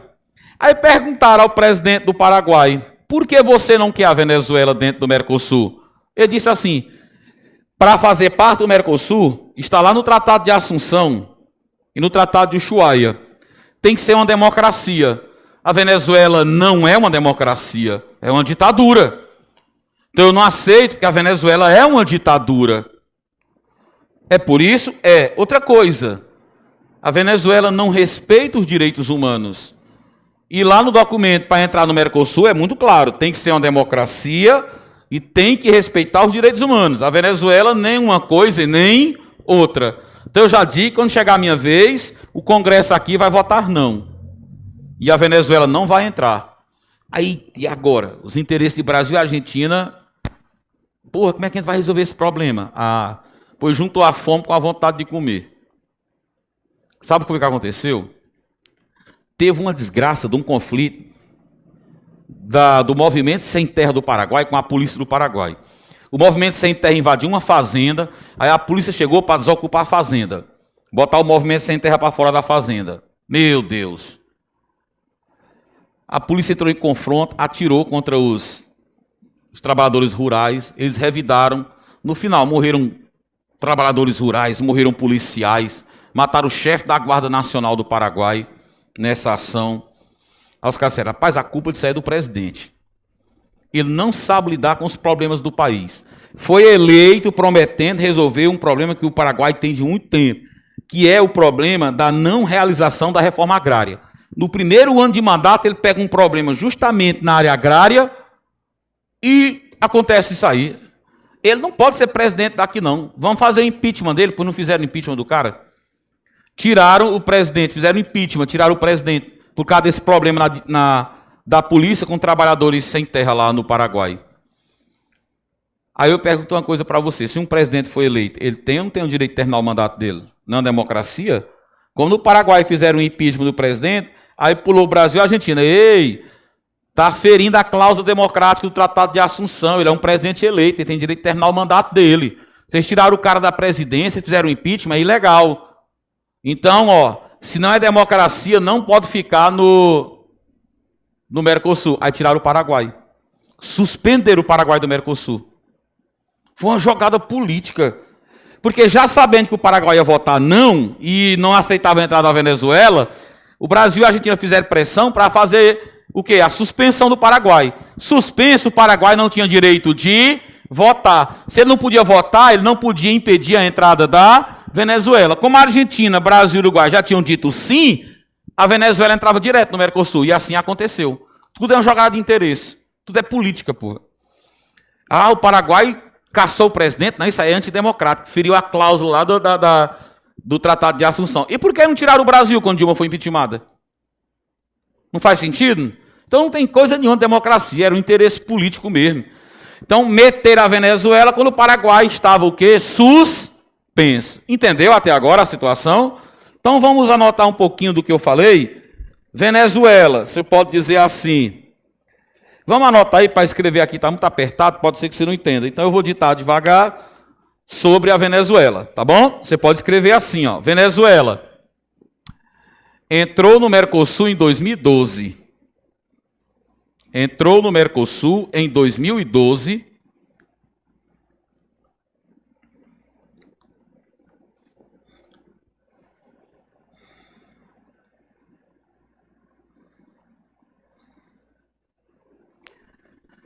Diante da suspensão do Paraguai. Entrou no Mercosul em 2012, após a suspensão do Paraguai.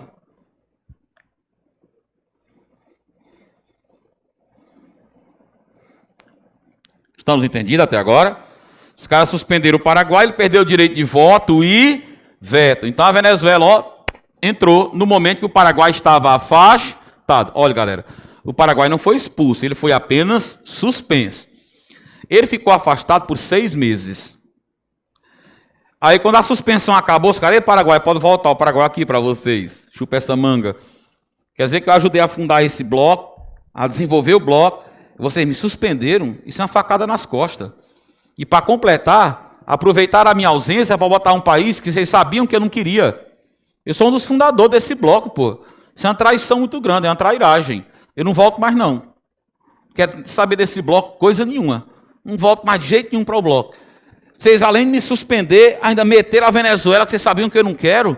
A Venezuela não respeita os direitos humanos, não, pô. A Venezuela não é uma democracia, ela não pode fazer parte do Mercosul. Aí os caras, pois fica a seu critério aí. E agora? Aí os paraguaios se reuniram, os políticos disseram, rapaz, quer saber de uma coisa? Se a gente ficar botando boneca e botando banca e não voltar para o bloco, a gente pode se arrepender. Sabe por quê? Quem é que mais compra produtos nossos? É a Argentina e Brasil. Se a gente caçar confusão com o Brasil e a Argentina, pode ser que acabe derrubando as nossas exportações, nossa economia vai sofrer. Vamos sofrer economicamente e politicamente. Então é melhor não cutucá-los. Quem mais vende para nós? Argentina e Brasil. Se a gente virar inimigo deles, eles cortam o comércio com a gente, as relações comerciais, e aí a gente vai comprar deles, vai comprar de quem o que eles vendiam para nós? Vamos vender para quem o que eles compravam de nós? Perdemos um baita cliente e também perdemos um grande fornecedor. Quem é que vai querer comprar nossos produtos? Se a gente achar quem compra nossos produtos, vamos comprar o que a gente precisa de quem? Ah, mas tem país que pode vender para nós o que a Argentina e o Brasil vendiam. Mas é a mais diferença de preço, pô. Que aqui a gente compra sem imposto. E aí? Os outros vão vender com imposto. E aí? Então é melhor a gente baixar a cabeça, engolir o orgulho e voltar para o Mercosul. Então o Paraguai voltou. Depois de 6 meses de suspensão. Lembre-se disso. A Venezuela entrou em 2012 durante a suspensão do Paraguai. Depois o Paraguai voltou. Tá bom? O Paraguai retornou. Só que aconteceu um probleminha. Em 2016, ela foi suspensa. Agora foi a vez dela. A Venezuela foi suspensa. Na verdade, ela foi expulsa do Mercosul. Tá? Os caras botaram a Venezuela para fora. Cai fora. Cai fora. Os caras suspenderam, expulsaram a Venezuela.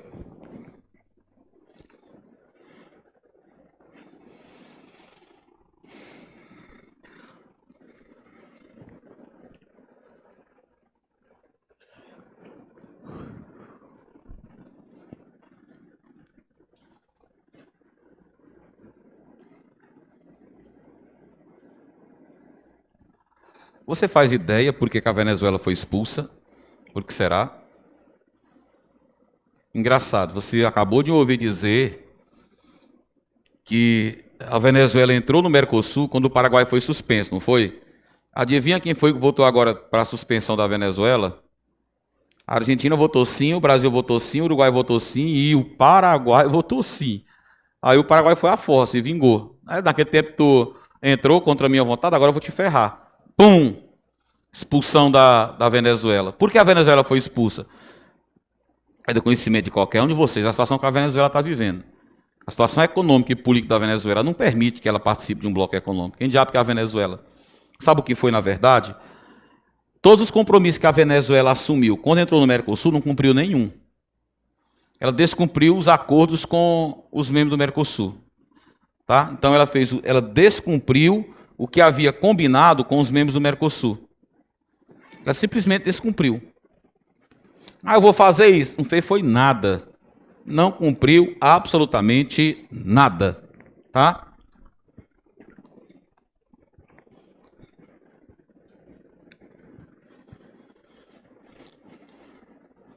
Agora nós vamos para a parte final do nosso encontro de hoje. Tá? Vamos para a parte final. Vou apagar aqui. Achado difícil esse conteúdo aqui? Não, né? É chato porque geoeconomia é... Legal é estudar os conflitos, é estudar assim, população, é legal. Fontes de energia. Mas quando vai estudar isso aqui, se você não tem conhecimento disso aqui, é enjoado demais. Você fica... pai, que negócio mais cheio de pormenores, não sei o que e tal.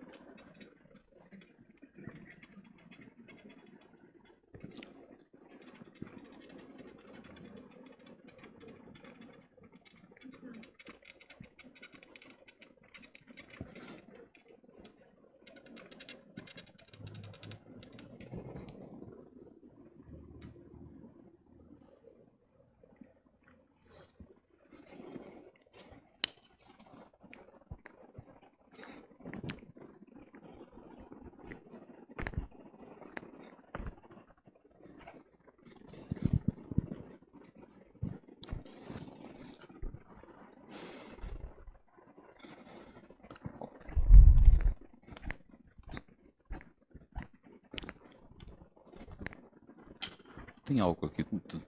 Álcool. Uma bombinha ou na entrada só? Tem álcool aí. Só.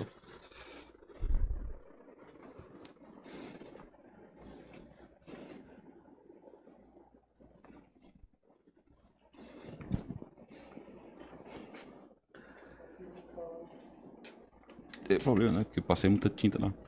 Não quero coçar o rosto. Tá bom, obrigado.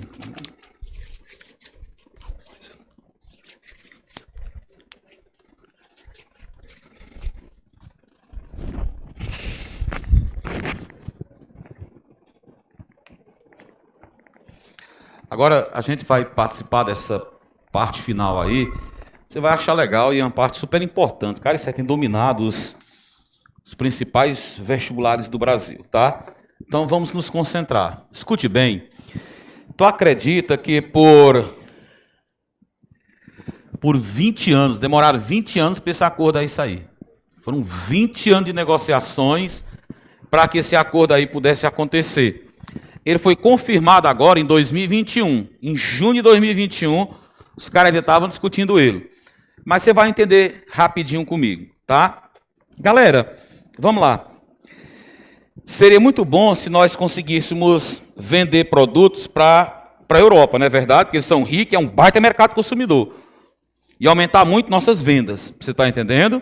É como tu fornecer quentinha para, sei lá, a Secretaria de Segurança ou de Saúde. Aí, de repente, a Secretaria de Educação e outros órgãos começam a ter a oportunidade de vender para mais clientes. Aí você, opa, agora vai ficar beleza. Foi o que aconteceu para a gente. A galera da Europa abriu as portas para nós, para que a gente vendesse lá nas mesmas condições que nós negociamos dentro do Mercosul. Você está me entendendo? É nós exportarmos para ele o que nós temos, o que nós tivermos, sem pagar imposto. Sabe quanto é que vai ser a redução? Nossos produtos vão entrar lá com uma redução de 92% nos impostos. Você está entendendo? Nós vamos pagar 92% a menos de impostos em uma relação muito grande de produtos que a gente vai vender para eles. Frutas, açúcar, você está entendendo? Soja, carne. A gente vai vender esses produtos, leite, queijo para eles, com 92% a menos de imposto. Vai entrar mais barato nossa mercadoria, não vai entrar lá bem mais barato? Isso quer dizer que nós vamos vender mais, cara. Porque além de ter um mercado consumidor maior, vai entrar com preço mais baixo. Então, para nós, vai aumentar nossas exportações demais. Só o Brasil, até 2034, nós estamos em 2021, daqui a 13 anos, nosso PIB vai ter aumentado incríveis 125 bilhões de dólares a mais no PIB nosso, em 10 anos praticamente. O que é que a gente vai vender para eles, professor? O que é que a gente vai vender para eles? É porque nós, tradicionalmente, não somos exportadores de produto industrializado, nós somos exportadores de produto agrícola, de matéria-prima, que até usa aquela palavra em inglês que eu já falei com vocês aqui, commodities. Nós exportamos commodities, nós exportamos soja, é milho, é trigo, é carne, é leite, é queijo, é sucos, é trigo. Você está entendendo? Nós exportamos isso para eles, açúcar. E eles, Jorge, vão vender o que para nós? Para nós vai ser legal. Eles vão vender para nós produto farmacêutico, automóveis, produtos químicos, com 91% de desconto. Tu já pensou a diferença de um preço de uma roupa, de um perfume, de um tênis, de um carro que vem lá da França para cá com 91% a menos de imposto? Vai ficar mais barato comprar esse produto, não vai não? Vai ficar legal para nós consumidores. Super legal. Vocês estão entendendo o raciocínio como é? É um toma lá da cá. Eu vou vender tais produtos aí com 92% a menos. E você vai vender esses produtos aqui pagando 91% a menos de impostos. Tá combinado? Tá. Então esse foi o mega acordo feito entre a União Europeia e os membros do Mercosul. Entendeu até agora? Tá? Para você ter ideia, esse mercado comum aí, ele abrange 25% da população mundial. Você está entendendo? 25% da população mundial está aqui. Então aqui, cara, tem um mercado consumidor, nossa senhora, tem um mercado consumidor de 750 milhões de pessoas. 750 milhões de pessoas. É doido. 750 milhões de consumidores aí dentro. Nossa Senhora. Vai aumentar muito as vendas, com certeza.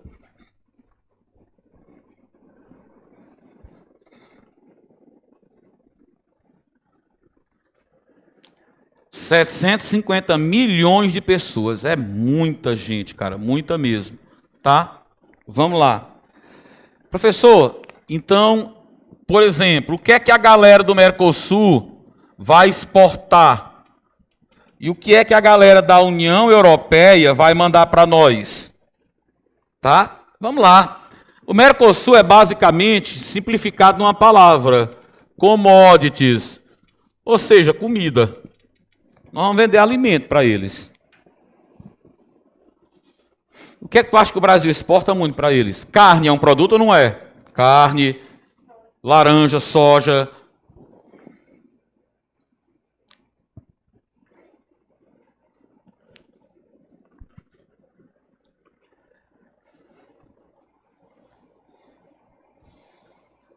Mandar uns 4 ou 5 políticos de Brasília para lá, já pensou? Eita.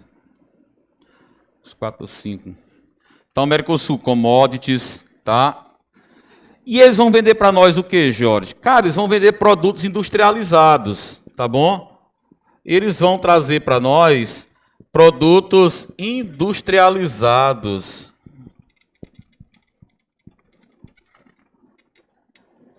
25% produto industrializado. Principalmente o que, Jorge? Automóveis, tá? Produtos farmacêuticos, remédio, né? Produto farmacêutico. Produto farmacêutico, automóveis. Eles vão vender muito isso para nós.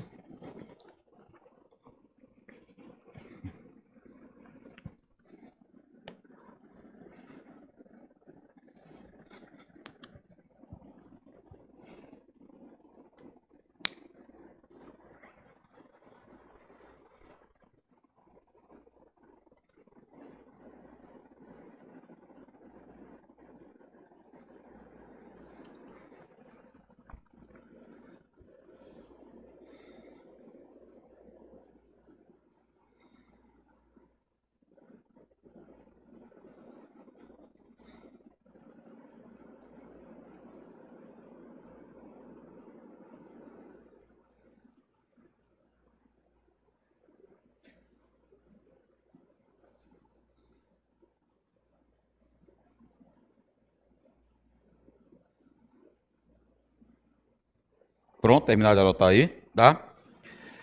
Automóveis, produtos farmacêuticos, eles vão vender. Galera, tu já viu na televisão falar muito a palavra... Aquela concorrência que tem entre empresas para ver quem ganha o direito de prestar um serviço oferecendo qualidade e menor preço. O nome é licitação. Já ouviu falar essa palavra? Licitação é uma tomada de preço. A Prefeitura de Picos quer, por exemplo, fazer reforma dos colégios de Picos. Então vai lançar um edital para que as empresas se candidatem. Aquela que ofereceu o serviço por um menor preço e com qualidade, ganha o direito de fazer a obra e recebe o pagamento por ela. Com esse acordo, empresas brasileiras vão poder participar de licitações lá. Você está entendendo? Então, é bom lembrar que as empresas brasileiras, principalmente as construtoras, trabalhar na construção de estradas, pontes, empresas brasileiras, empresa de telecomunicação, empresa de medicamento, empresas brasileiras poderão participar de licitações na União Europeia.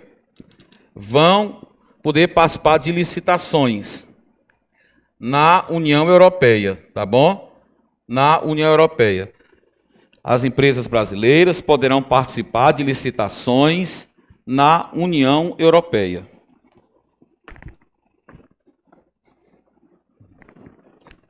Lá na União Europeia.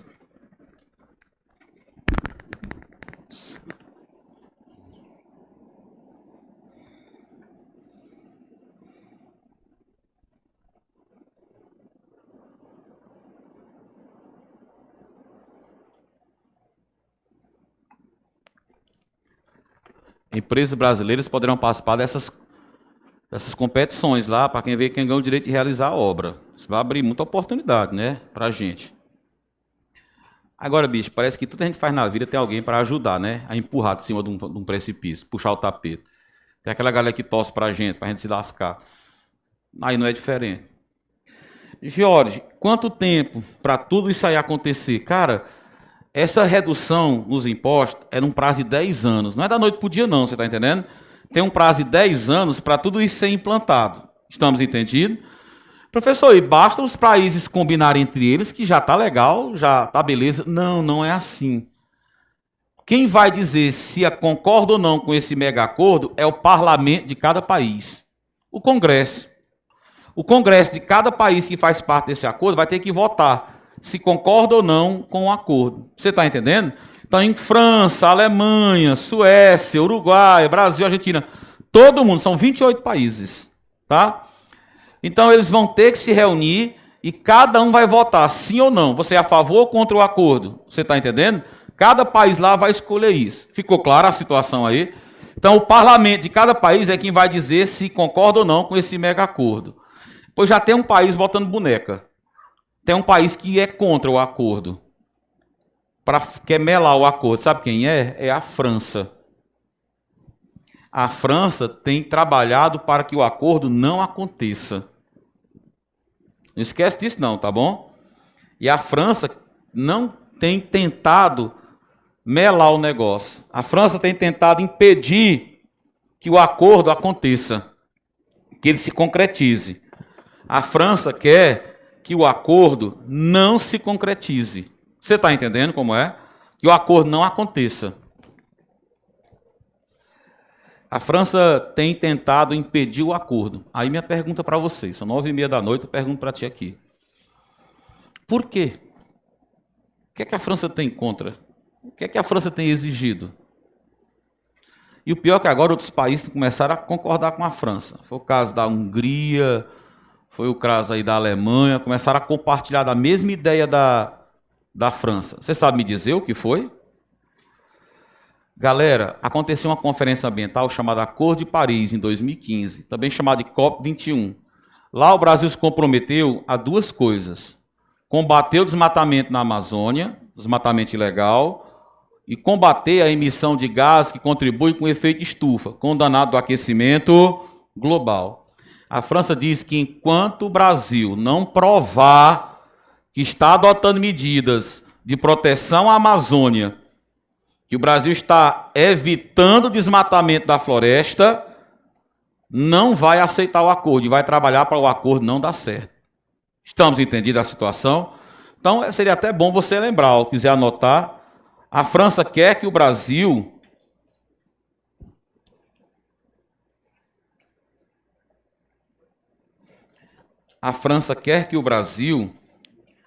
cumpra o prometido na COP21, tá? A França quer que o Brasil cumpra o que prometeu na COP, COP maiúsculos, tá? COP21. A França quer que o Brasil cumpra o que prometeu na COP21.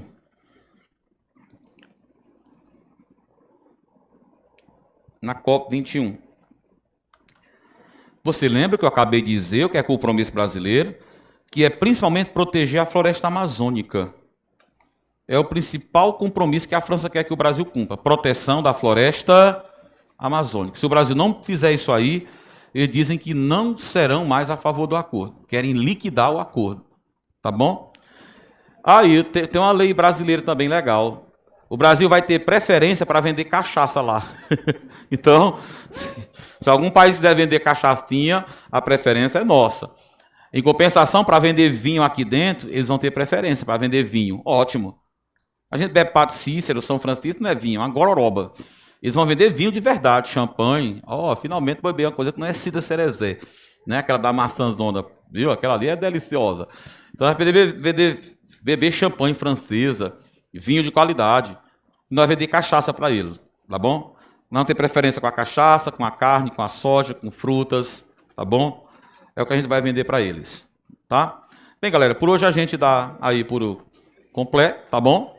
Semana que vem, você não perca a minha aula, porque eu vou trazer uma atividade, um exercício. Mas, como aqui é intercalado, para tu não tomar prejuízo na minha aula, eu vou mandar uma lista de exercícios também para o grupo de vocês.